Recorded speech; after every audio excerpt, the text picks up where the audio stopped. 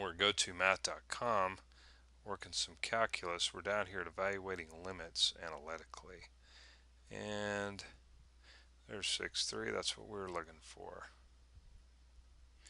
Alright, evaluate the limit, it says. We'll take the limit as x approaches 8 of 512 minus x cubed over 8 minus x.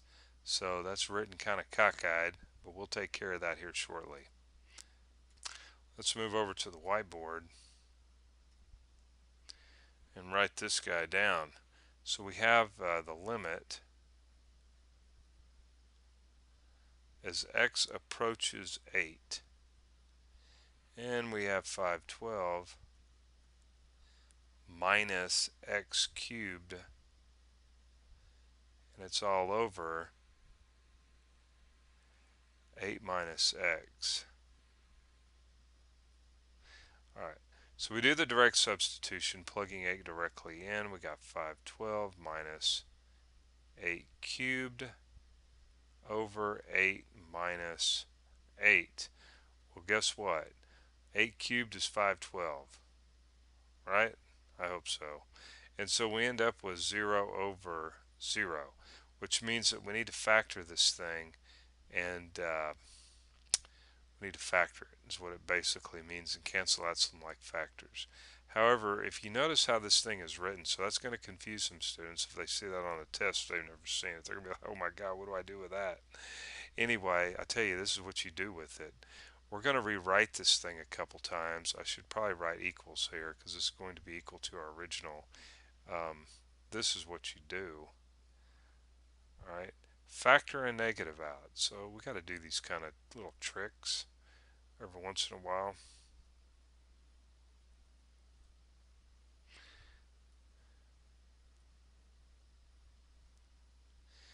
And we'll pull a -1 out of the bottom.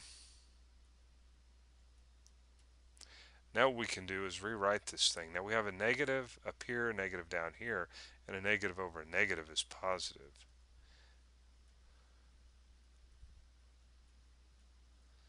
Alright, so, and I'm going to reorder that in a more standard form. X cubed minus 512 over x minus 8.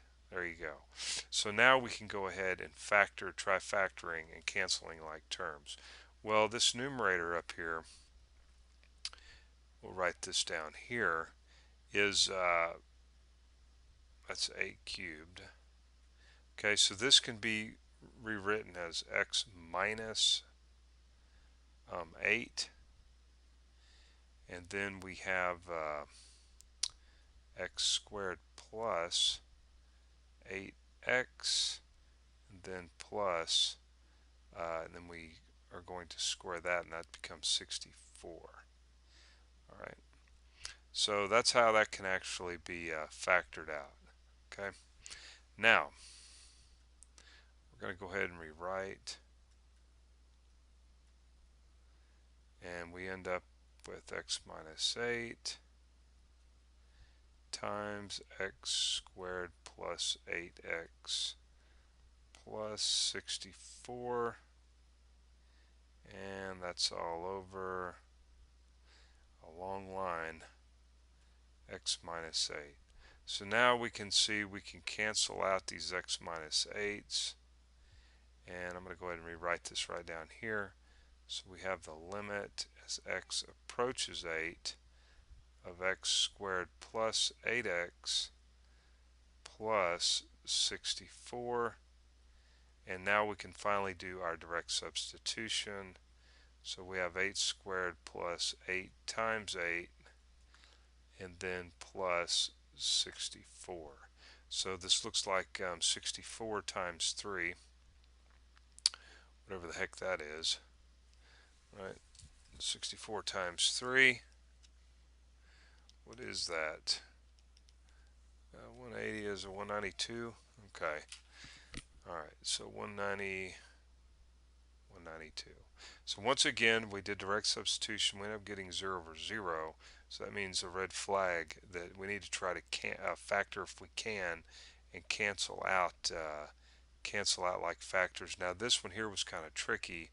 We got it back into a more standard form, by factoring out a negative 1 out of the top and the bottom, and then canceling these negatives out and rewriting it. Maybe something that looks a little bit more familiar and less alien.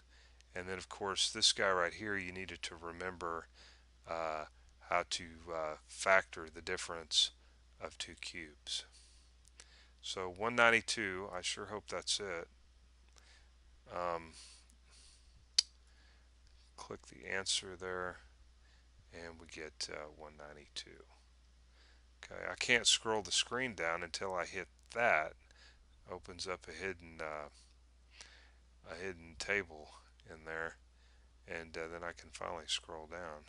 I can't move this screen right here. It's kind of irritating. Can't move it.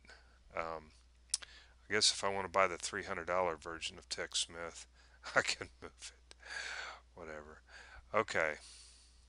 Well, they get you coming and going, don't they? All right, here's the, let's hit the home button because this is where we are. We're gotomath.com, and see you there.